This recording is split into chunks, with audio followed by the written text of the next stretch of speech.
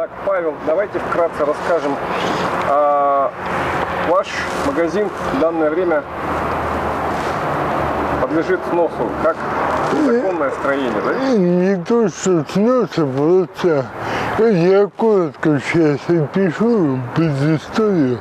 В 2001 году я вот купил это торговое строение. В то время это было абсолютно другое помещение. Тут стоял вагончик, обшитый досками, и небольшая пристройка. Выглядело это, мягко говоря, непрезентабельно. И в 2009 году, когда кончилась аренда земли, мне сказали, надо немного сдвинуть строение и полностью его перестроить. Соответственно, я все снес. Там было очень долгая эпопея согласования нового проекта. Сам главный архитектор города Якутска собственноручно согласовал проект этого будущего строения. У меня даже сохранился эскиз с печатью архитектуры города о том, что проект его утвердили. Соответственно, после долгих процедур я все, как сказал, старое снес, поставил новое вот в таком виде. Мне договор аренды земельного участка продлили, сказали, будем переводить тебя под капиталку. И неожиданно администрация Забадева сменилась, пришел новый мэр Александр Николаев, и я был у него на приезде, он тоже как бы сказал, сюда ты стоишь на законных основаниях, мы тебя будем оформлять под капитальное, и он опять ушел, как говорится, на повышение, стал главой республики, пришла Сардана Арсентьева. Та же самая история повторилась, я у нее был на приеме, она тоже подтвердила, что все будет согласовано, и тоже неожиданно ушла.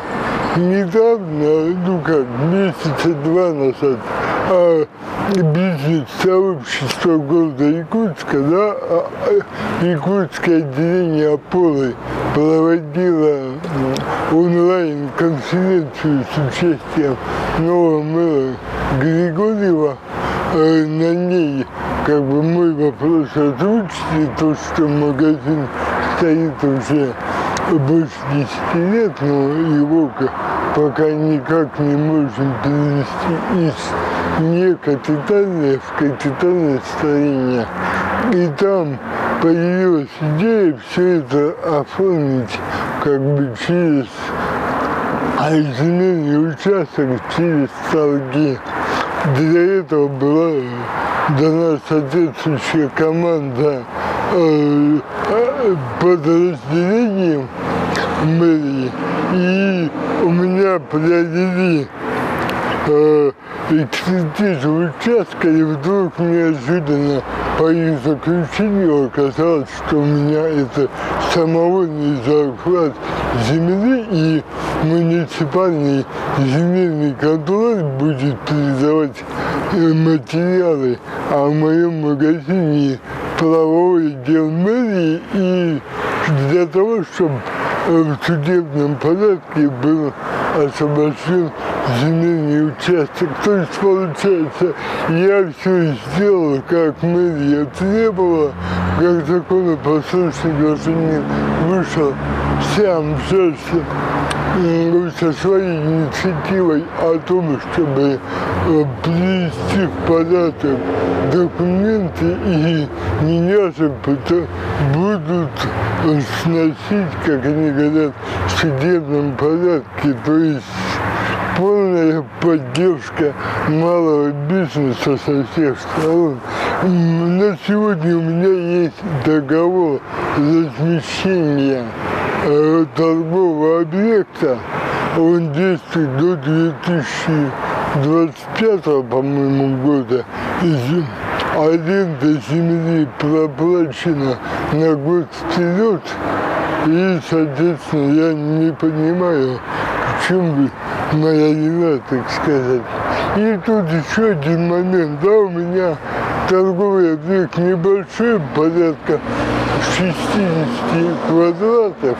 А когда я его устанавливал, меня обязали облагородить кругом территории. То есть, с одной стороны, я поставил полицейник, засадил его деревья, озеленил, поставил изгородь, чтобы деревья никто не поломал. И оказывается, это самый захват земли. Ну, как бы, я могу убрать ограду, но сколько простоят эти зеленые насаждения, я сказать не могу, учитывая, так сказать, привычку наших дорогих граждан ходить по газону и устраивать пикники под деревьями.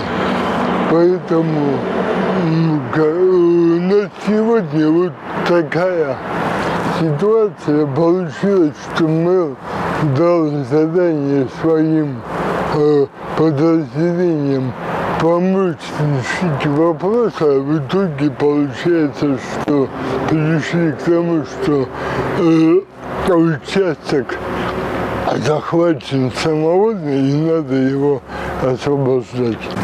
Павел, вот тут находится рядом стоянка. Кто ее сделал? Во время стройки, да, я уже сказал, что мне было предписание о том, чтобы облагородить участок.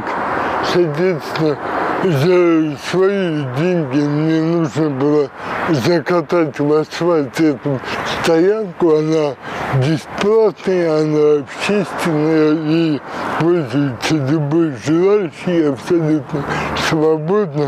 Рядом, вокруг магазина, я положил тротуарную плитку, тоже, понятно, за свой счет. Ну и со всех сторон постарался более-менее облагородить свое здание, чтобы не было стыдно стоять.